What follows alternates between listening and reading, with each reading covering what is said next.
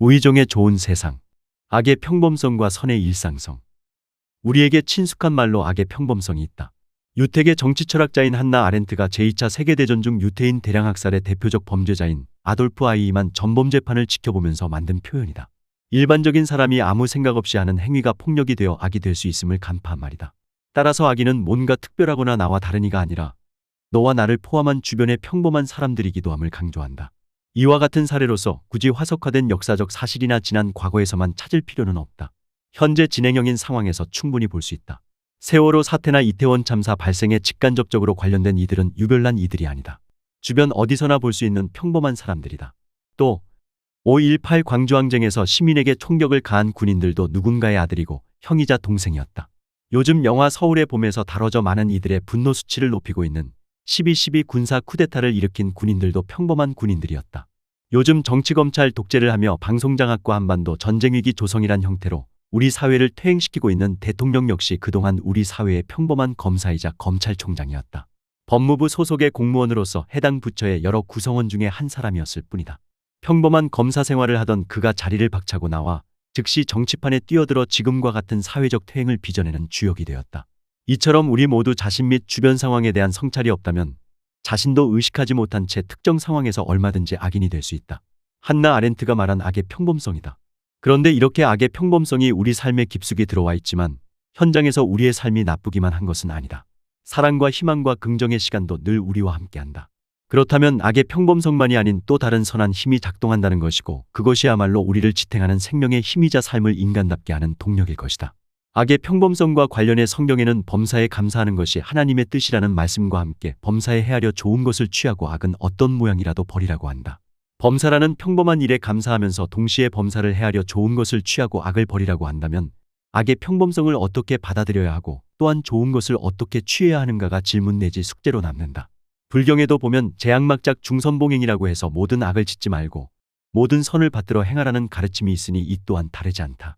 이를 풀어가기 위해서는 필자가 지난 20여 년간 강조해온 바와 같이 평범과 일반, 진실과 사실, 세속과 통속 등의 차이에 대하여 정리할 필요가 있다. 인류가 있은 이래 시대와 문화를 떠나 늘 있어 온 것이 평범한 일이라면 특정 시대와 문화 혹은 집단 내에서 다수를 일반적이라 한다. 일반적인 것은 시대나 유행에 따라 변한다. 이는 내가 대학생이었던 70년대 시절에는 장발이 유행했고 일반적이었으나 지금은 그렇지 않은 것과 같다. 범사는 어차피 인류 이래로 늘 있어 온 것이니 그리 새삼스럽거나 유별난 것도 아니다. 생로병사나 오욕칠정으로 생기는 세상사 모두가 범사다. 우리 삶의 대부분이 범사임을 안다면 때로 힘들어도 일상에 주어진 삶에 감사하는 자세가 필요하다. 진실이란 시대와 문화를 떠나서 우리가 인정하고 수용할 수 있는 것이지만 사실은 특정 집단 내에서 다수가 믿는 것이 된다. 인혁당이나 민청학년 사건으로 무고한 이들이 억울한 사형 선고로 목숨을 잃은 것은 진실은 그렇지 않으나 당시 조작된 내용으로 다들 처벌해야 한다고 믿게 만들어 사실화했기 때문이다. 삶에서는 진실과 사실의 간극을 알아차리는 깨어있음이 절실히 요구된다. 한편 세속은 과거나 지금이나 우리들의 삶의 현장이다.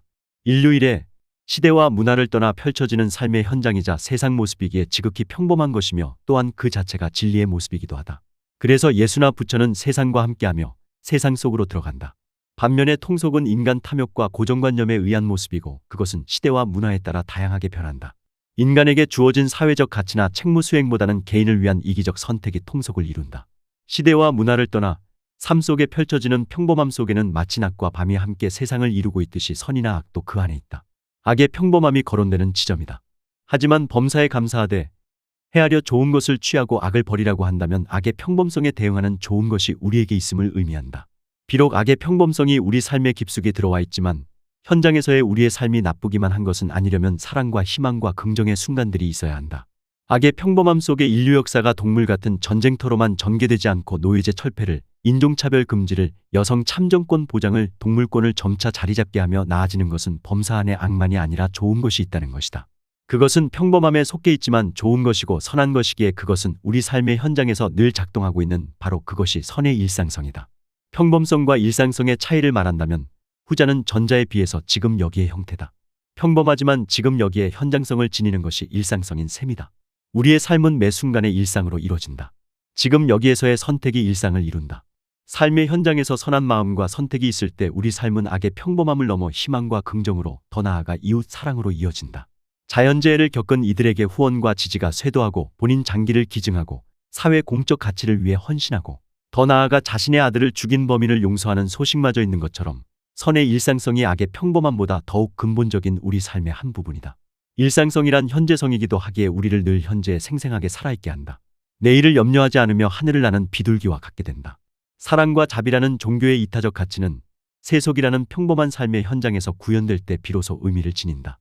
삶의 현장은 관념이 아니라 지극히 구체적이고 사소한 평범함으로 이루어진다. 그 평범함이 일상으로 되어야 한다.